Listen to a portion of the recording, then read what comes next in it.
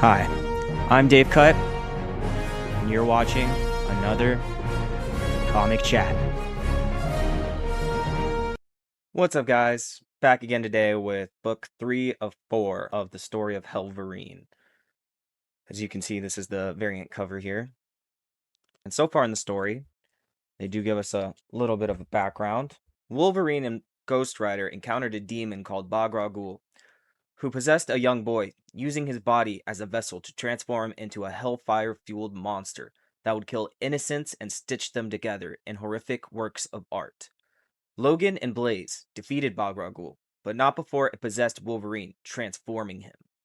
Wolverine was able to reject the demon and lock it away, but Bagra Ghul is back and is free, and thus rises the Hellverine, and this is for the devil and country.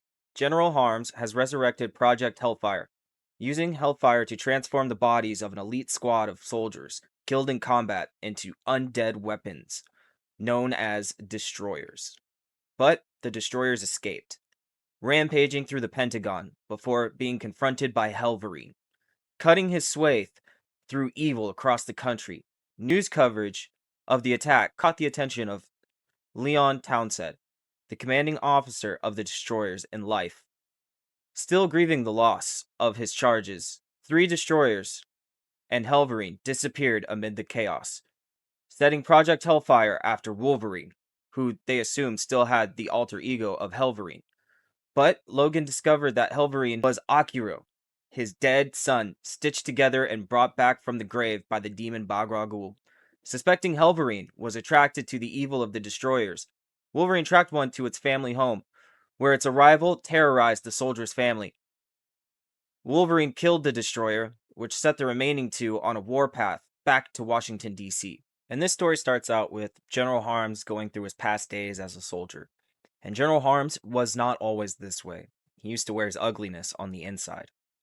He was the commander of a shadow unit. They waged the wars that took place outside the media's gaze. What they did was not only unaccountable, but unimaginable. In Asia, in South America, in Africa, in the Middle East, in Eastern Europe, he was said, in some circles, to put the red in the red, white, and blue. On one mission, he learned that the families of enemy fighters were held up in an ancient church. They had hung a white flag of surrender in their entry. He tore it down, and then he tore them up. With no regard for their helplessness, or for the sacredness of the holy site. There was a holy relic on the altar, as there are in so many churches. It was the skull of a demon slain by a saint. And as we see him pick it up, someone shoots him in the eye. The bloodshed awakened something ancient and foul. It whispered in his ear, so long as he would continue to carry out sacrifices in Hell's name, Harms would live. He would be loyal to Hell first and the U.S. second. So he enlisted. He experienced a resurrection, as we see the demon skull bringing him back to life. And just outside DC, we see Logan standing in front of a burning house with the family of one of the destroyers that he had just killed. And as he reassures her that this is for the best, that everything burns, she stops him as he's about to leave and offers him a ride, giving him her late husband's motorcycle as we see him zoom away before the fire department shows up. And back at General Harm's office at the Pentagon, we can see him sitting in a dark room across from the skull that had resurrected him. And for what happened at the church, he was supposed to face a war tribunal. But the Secretary of State gave him a second chance. Project Hellfire needed a new director. If he could revive the program and get her some results fast, then he might keep his standing and his pension. If he couldn't get his destroyers in line, he was finished.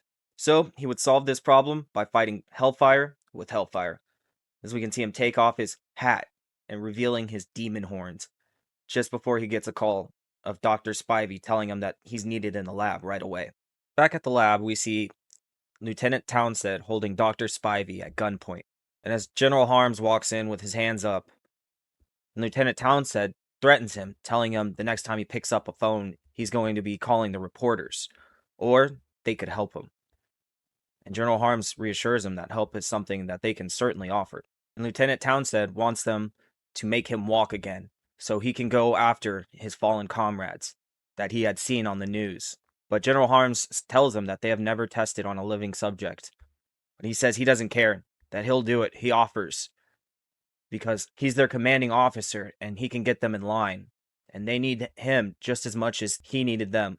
And with that, General Harms tells him, "Welcome to Project Hellfire." As we see the Hellverine riding through the streets on his motorcycle. And Akihiro had come from darkness, and now he was consumed by light, the blazing light of hell itself. There was Akihiro, and there was Bagragul, and together they were the Hellverine. With every passing hour, he was better aware of his rebirth and what he had become. He gripped the handlebars, but he didn't control their direction. Not yet. Maybe never. He felt like he was wandering through a big black house, trying to find his way out. He was driven to live, but the Hellverine was driven only to punish. The destroyers were out there, and he, would find them. But until they made their next move, Hellverine's sense of them remained diffuse. So he found a high vantage point where he could wait, like an antenna tuned into the frequency of evil, as we see him climbing to the top of the Washington Monument. And here, he waits, idling. As we see General Harms meeting up with the Madam Secretary. She tells him that she silenced the media for now, but they really need to get the destroyers in line. Otherwise, she'll be handing in her resignation, and he'll probably disappear into the bowels of some federal prison.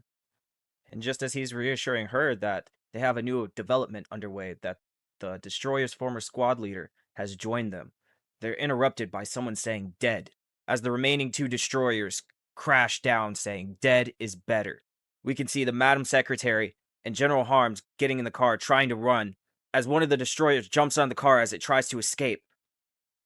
General Harms is actually able to shake it off, but doesn't get too far as the other destroyer attaches chains to the car, preventing it from leaving. And that gives the other destroyer just enough time to get up to the car and bite a huge chunk out of the Madam Secretary's face. And Harms, seeing this, tries to run, but is stopped by the chains of the destroyer. Violence, pain, horror, fear, they give off a kind of dark frequency that the Hellverine was attuned to, as we can see the Hellverine roaring in and saving General Harms from the destroyer. His engine shook the air and sounded like a mouthful of screams and grinding scythes. The destroyer could not outrun or outmatch, as we can see one of the destroyers charge at him.